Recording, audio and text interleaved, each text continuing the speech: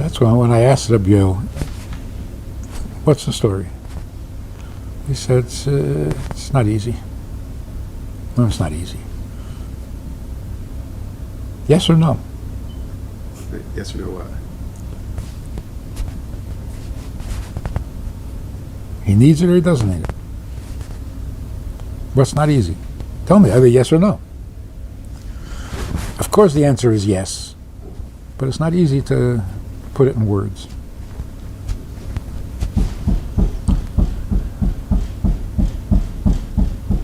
So what does that mean? That means God is indescribable. What's indescribable?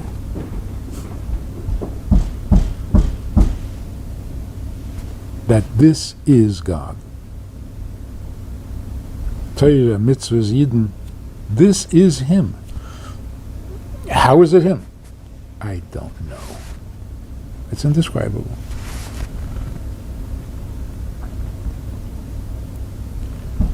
But the fact that it's indescribable proves how indispensable it is. It is so much Him, I can't even describe it. And then to say it's optional? If it's optional, it's describable. What's not describable? So some of the Kol guys that didn't accept it were saying that you can't say in Atmos there's any tzir or there's any descriptions, which sort of proves how necessary it is. It's not coming from an adjective or instinct. It's coming from Him. That's what it means. There's no description. It's not like you can't describe why He needs it. That just makes it more. So what are they referring to? What is the description? Torah and mitzvahs? Can't say He is Torah and mitzvahs. That's a description. That's a limit. The answer is no, it's not. Torah is not a limit. Mitzvahs are not a limit. Yidden, also not a limit.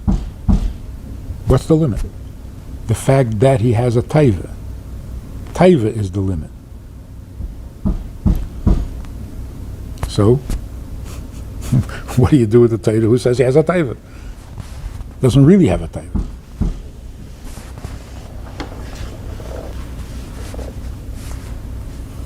So that's what he's saying. The word taiva is also not good enough. It's the Baal HaTaiva.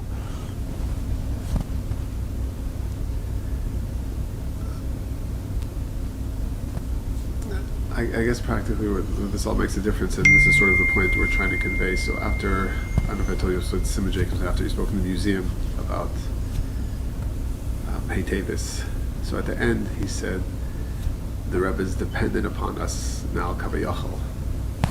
So I saw him on Friday night, 7/7, and I said, what did you mean by the word Kavayachal? Like he's not really dependent upon us?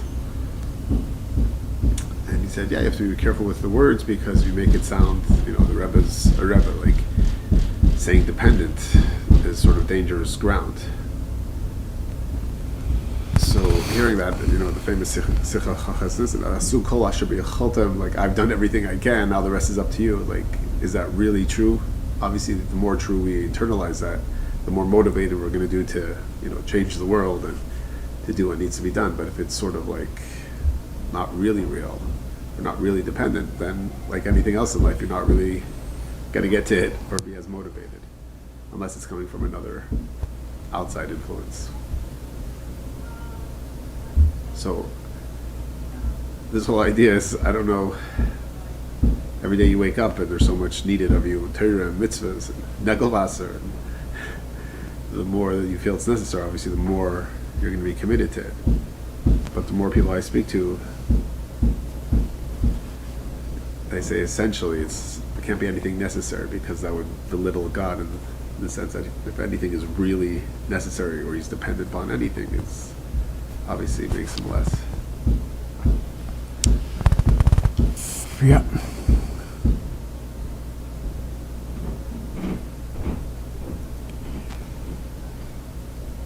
The result of that thinking is that God himself is nothing.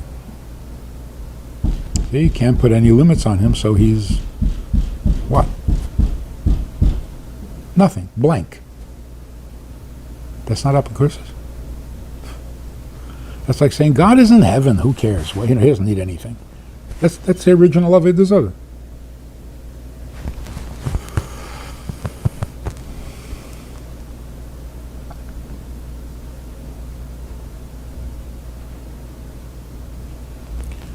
But Chassidus says, Ed is Alts and Alts is Ed. He's everything, not nothing.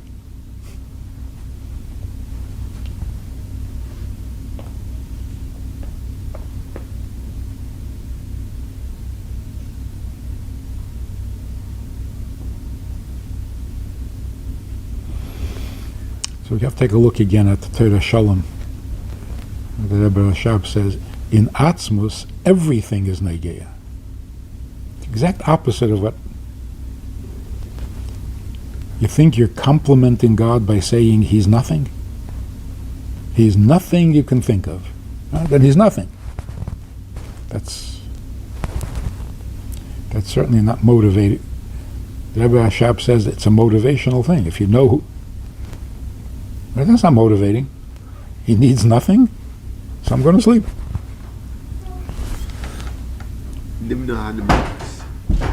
Yeah. He needs it, but he doesn't need it. He can sort of toggle back and forth. So this is saying that can't. He's real. Nimna hanimnois is a madrege. That's not him.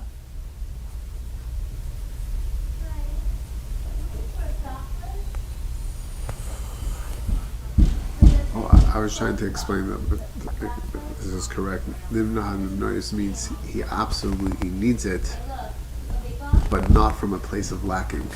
Like a human being, if you need something, you're lacking it. So therefore, you can't sort of go back and forth. You need it because you're lacking.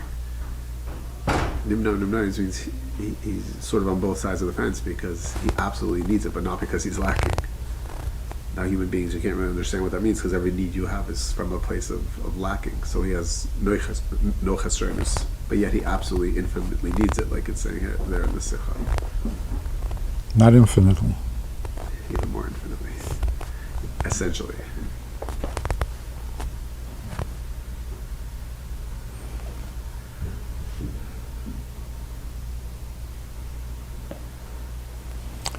So the word need is not saying what we want it to say. He doesn't need it. He is it. Therefore, it can't be any other way. So it's not like he needs something he doesn't have. Maybe that's the problem. You say you need something, obviously you don't have it. But that's not the case. A person needs to live.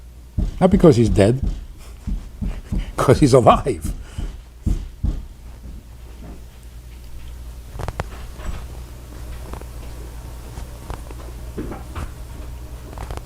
The problem is, when you just say that he is it,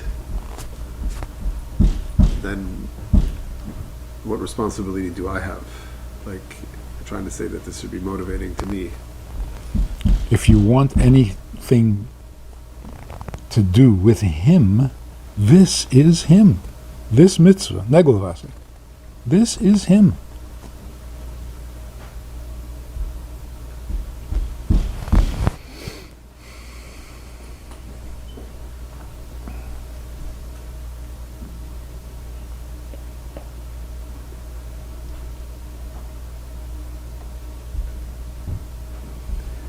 So if you do it even one time, you've made contact with him.